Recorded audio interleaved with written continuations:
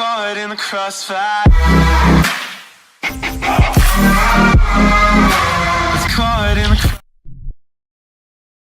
What's up, guys? Lance, the Obscure Movie Guy, coming to you once again with another fun-filled, fact-filled video that you probably won't care about, but we're going to do it anyways, trying to change the world one post at a time.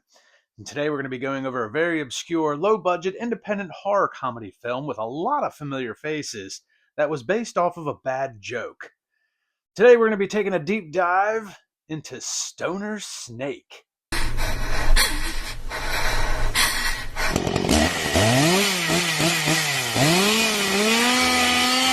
Hey, what's up, man?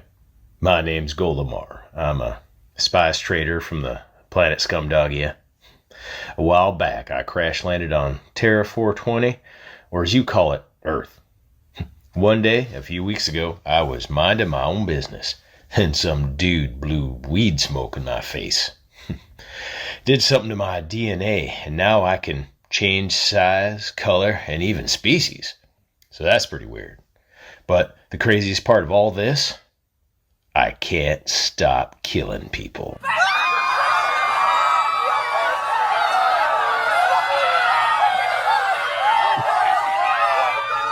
This is a story about an alien stranded, fell from outer space and landed onto our planet. Came here with nothing but never leave empty-handed. Walking through the forest when suddenly it just happens. DNA spun from the smoke in his lungs. Thirst for the blood, now he searched with his tongue. Rolling a blunt, make it work with no thumbs. Better grab your stash, watch your back, here he comes. He mutates out of the smoke. No joke, fangs poke through the side of your throat. Reptilian, here to take control. Light it up, take a choke, hold it and don't choke. He's insane and he's after brains and weed. He's a shapeshifter, well I mean basically. He can take the shape of any snake he sees. Anaconda, black mamba, or Burmese. Golimar, he's a stoner snake. Blow that smoke in his face and just watch him change. Golimar, he's a stoner snake, an alien race who comes deep from outer space. Golimar, he's a stoner snake. So Stoner Snake, as I said, is a low-budget, independent horror comedy based off of a bad joke from Corey Simpson. Written by Daryl Hook and Annie Hook, and directed by Daryl Hook. I'm not 100% sure what the joke was, but they ran with it and made this hilarious, low-budget, independent horror comedy. And like I said, with a lot of familiar faces. Mel Heffling, Steve Livengood, Kelsey Livengood, Rudy Ledbetter, of course, and Madeline Deering, and many others. So it is a very unique film for sure. There's not much plot to this film. So basically how this goes, Stoner Snake is basically a snake from outer space that is on the run from we'll say the intergalactic police. Crash lands on Earth, and the intergalactic police decide not to pursue him because we as the human species are already violent enough and will probably kill him for them once they find out what he is. And that's about it. From there, Stoner Snake basically goes on a killing rampage while getting high. And there's a little bit more depth to it towards the end of the film, but for the most part, that's pretty much the plot. Now, the film does start off strong. It's got a great opening sequence that kind of lets you know exactly what you're in for with this film. It's going to be stupid. It's going to be fun. It's going to be hilariously ridiculous and just off-the-wall bonkers.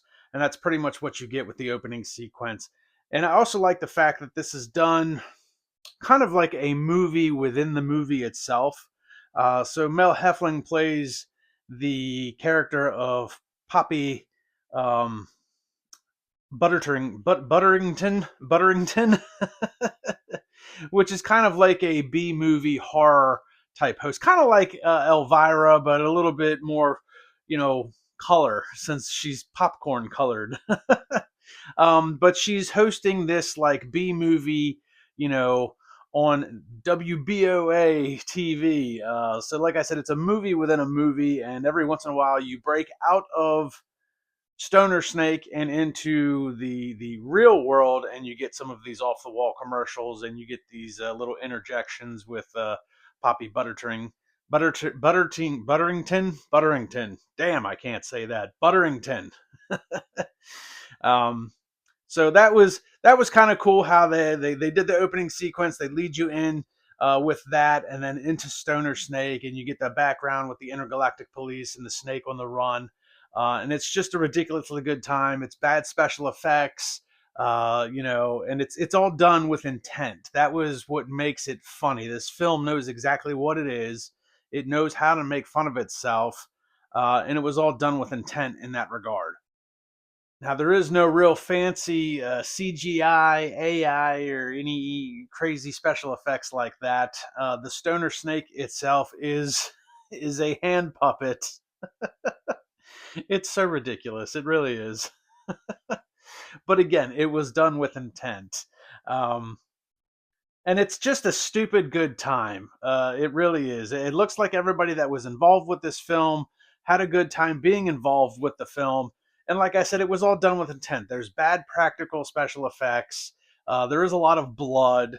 The puppet isn't even always the same puppet. It seems to change miraculously between one kind of a puppet and another.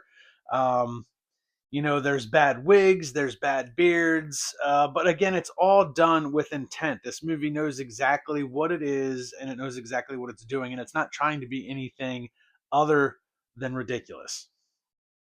Now, eventually, we do see this snake puppet kind of morph into a human being with a snake mask, and even that's not done very well, again, on purpose.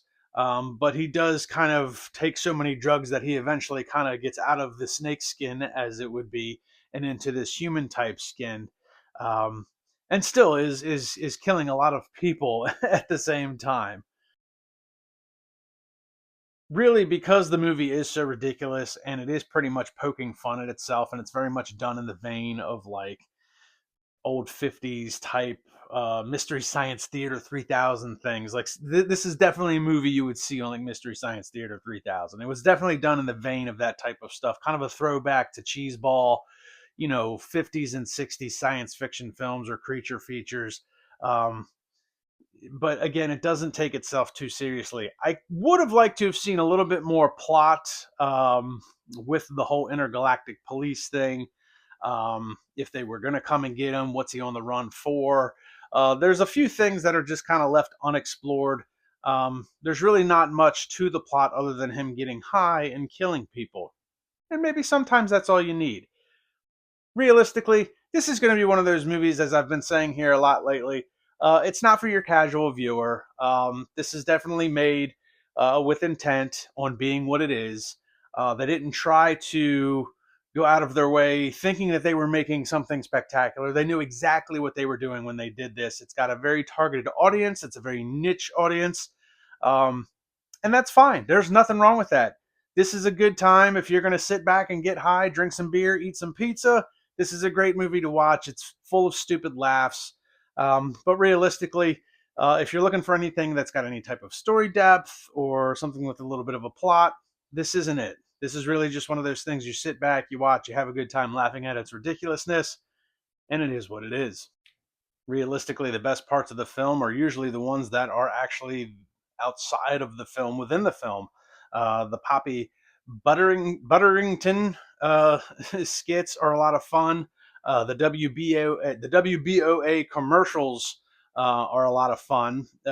Shout out to Steve Radzinski, Carahel. If anybody's watched Carahel, the trilogy, he did a little dairy commercial in there with basically as a nod to Ernest P. Worrell and Jim Varney. So that was pretty cool to see. And again, you got Rudy Ledbetter in there. He's in almost everything these days. I think he's going after Eric Roberts for the most credits. So, but Rudy's in there, so that was pretty cool.